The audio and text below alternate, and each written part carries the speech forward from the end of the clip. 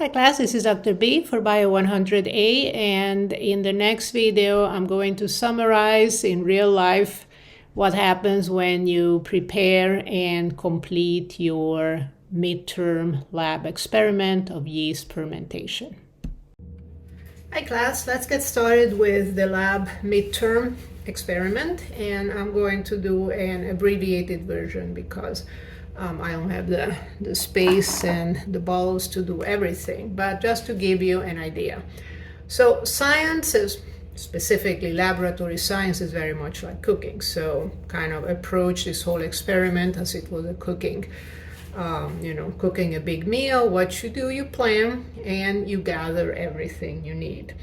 So for example, it tells you that you need 3 major ingredients. You're going to need your yeast. I just got yeast from the store, and I do recommend that you put the yeast in a little container or something so it's easier to get the amount out instead of needing to open a package every time. Sugar, water. Little trick here also, you may want to let the hot water run a little bit. It doesn't have to be hot, but you don't want it like super cold coming out of the faucet. Then you're going to need the bottles. You need 6 bottles, and ideally they should be as similar as possible. Ideally the same kind of bottle and transparent so you can look at them. And here I have 4 because I'm going to do only a part of them. As I said, you're going to need your balloons later on, and you're going to need your measuring devices. Now I have a little cheat sheet here because the manual is a very big printout, so I just kind of took notes. And if you look at the table of what goes in each bottle, so you're going to again have 6 bottles, you're going to combine different proportions of the water, the sugar, and the yeast. And water is going to be the same amount, 1/4 of a cup. So if you have a measure for 1/4 cup. I had a nice one, but I cannot find it. Otherwise, you can always use a some kind of conversion. So 1/4 cup is the same as 4 tablespoons. So as long as you have a table and a teaspoon measure, you're going to be fine. Okay, so again, 1/4 cup for the water, which is the same as 4 tablespoons here. The yeast is also the same amount. It's 2 tablespoons in each bowl. And then what changes between bowls is the amount of sugar. So it's going to be 1 tablespoon or 1/3 of a tablespoon. Now if you don't have a 1/3 tablespoon measure, which I don't, I have an 1/4, 1/2, and 1/8. Don't worry too much. If you compare to everything, 1/3 is 1 sample, and basically what we are looking at is what happens if you add less sugar. So if you don't have a 1/3, don't worry. You can use like 1/4 or kind of eyeball it. The idea is that you are using less sugar. Okay, so something very important, you want to get your pot of water going, and ideally, this is an ugly pot, I apologize, but the reason I chose this one is because it's a smaller pot. If you have a large pot, these bottles are not going to, be full not going to be full, so they tend to fall to the side. So either you find something that ties them together or kind of locks them in position, or find a pot that is kind of snug around them. Okay, so 6 bottles, and as I was saying, what is different between them is the amount of sugar. So bottle 1, important, you want to label your bottles. I just use a Sharpie, or you can use a piece of tape or something, but you need to label them so you know which is which. So number 1, number 2, and number 3, which I'm not going to make because 2 and 3 are the same. So 1, 2, and 3 have 1 teaspoon of sugar. Number 4 is the one that requires 1/3, but you know, just put less sugar. And number 5 has no sugar. And number 6 is an optional bottle.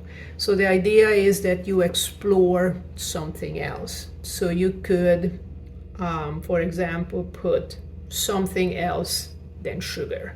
It could be, you know, honey, it could be a sweetener, it could be something else, all right? So that could be an option. Or you could add sugar, but then put it in different conditions. So it could be temperature, it could be adding some drops of vinegar or ammonia or some other chemical and see what happens. Okay, so the instruction didn't really say in which order we add these materials or ingredients, so the truth is, it doesn't really matter. Now, in lab work, usually you want to do the most complicated thing first, so that way you kind of pass through the hardest part, and the most complicated in this case is the sugar, because that's the one that changes. So I'm going to start with the sugar, 1 tablespoon for bottle 1. You see that I'm always double checking that I'm adding the right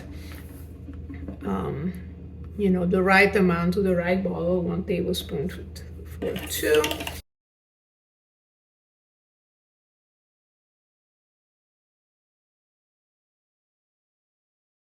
Okay, so I added the sugar.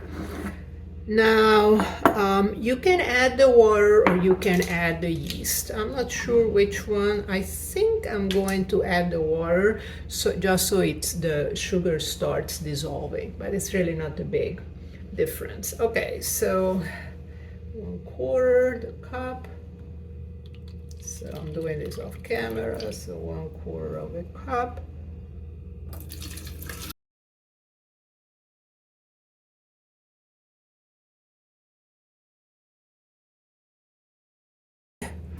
The third and most important part, which are the yeast cells, because everything will happen because you are adding the yeast. So first of all, let's kind of swirl it around, get the sugar dissolved. So once we add the yeast, the experiment will get started, because the cells will wake up. You know, they are dry, they will wake up, and they will start metabolizing. So you want to be sure before this step that everything is set. So you know that bottle 2 and 3, and well, 2, 3, 4, and 5 are going to go into the hot water pot. Number 1 is going to stay at room temperature. Number 6 depends. So depending what you want to do, you can leave it at room temperature, you can leave it at a different temperature, or put it in the water bath. So before you add the yeast, just be sure that you have everything else ready and your balloons are ready. And this is actually another way to label your bowls, to use different color. Okay, so I need 2 tablespoons of the yeast. So it's going to be 1 and 2.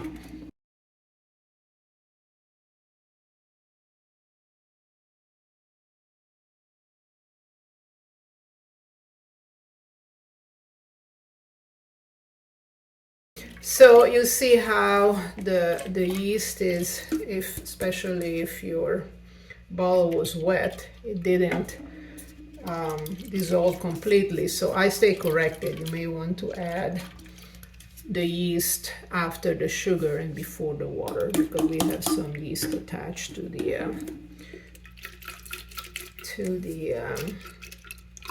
wall. Let's see how it's always, the devil is in the details. I don't think it's going to matter a lot. The yeast tends to get super active very quickly, but just so you can see that. Okay, I will try to poke them a little bit. down the, it goes off once again, it touches the water. Okay, so now comes the most important part, putting the balloons. And now this is the time also to look at the time of the clock. So this is your starting time. And again, number 1 is going to stay in the at room temperature, so you can just leave it on your counter. And all the others are going to, so this is number 1, this stays in the counter, and the other 3 will go in the water bath. Before I forget, very important is to measure the baseline of the yeast height.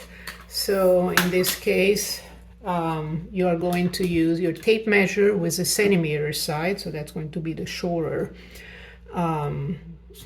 unit. So just look at your yeast, and it's going to be like, I have 2.5 centimeters, so I write it down as the baseline. I'm not going to measure it on camera, but it's probably going to be the same or very similar height for all of the others. Okay, so it has been 40 minutes since I placed the balloons in the water bath. Actually, I should have stopped it earlier. As you can see, I have a little bit of overload here, and this is because I stopped watching it. So please check on your bottles, otherwise you may have this overflow here. These are the results. So this is number 5. This is our negative control. As expected, we see no growth in the balloon. Number 1, at room temperature, we have observed some growth. And very interestingly, this is number 4 and number 2. I would have expected number 4, which has less sugar, to have a smaller balloon size compared to number 2, which has the 1 teaspoonful. I don't know why. I have some ideas, but this is what science is. So again, there is no right or wrong experiment. We are going to draw conclusions as we, detail our results.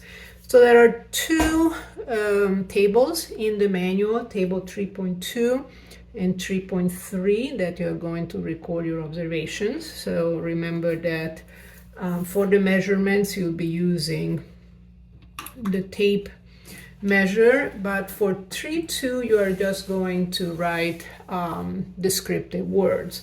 So you will be commenting on balloon size and yeast growth. So for example, number 1, so if you kind of put the 4 balloons together, number 5 is pretty much no growth. And I would say this is small, this is maybe small/medium, and this is large. Or could be small, medium. Yeah, something that kind of gives you an idea which is the biggest and which is the smallest. And similar to the yeast height, so this one, there was none, you see no bubbling going on. In all the other 3, you see bubbling, so there is an increase here in number 1, let's say kind of to the middle of the bottle. Number 2 is completely full, and number 4, it's kind of 2/3, let's say, with intense bubbling. And anything else that you notice, for example, I would be noticing that in number 2, it has grown, so it has bubbled so much that I'm getting a bit of yeast, basically just going over the rim of the bottle. Table number 3.3 is going to record 2 measurements, the circumference of the radius. There's a detailed explanation why. This is to calculate the volume of the spheres, and because it's not the perfect sphere, we need to measure those 2 parameters separately. So again, be sure that you are looking at the centimeter side. For the circumference, you just go around kind of the fattest side of the balloon, and I'm seeing approximately 20.1 centimeters. This is for number 2. And as I'm saying, there is one of the reasons why this volume is smaller, and I can feel kind of the yeast bubbling out, and maybe some of the gas is also leaving that way. Okay, so besides the circumference, again, which you are going to measure this way using the centimeter scale, and you repeat it a few times because of the uncertainty measurement, you are also going to measure the radius. Now for the radius, you will be placing the top of the tape on the very center up here, and then you will be coming to the very end of the actual like round part. So this would be approximately 12 centimeters.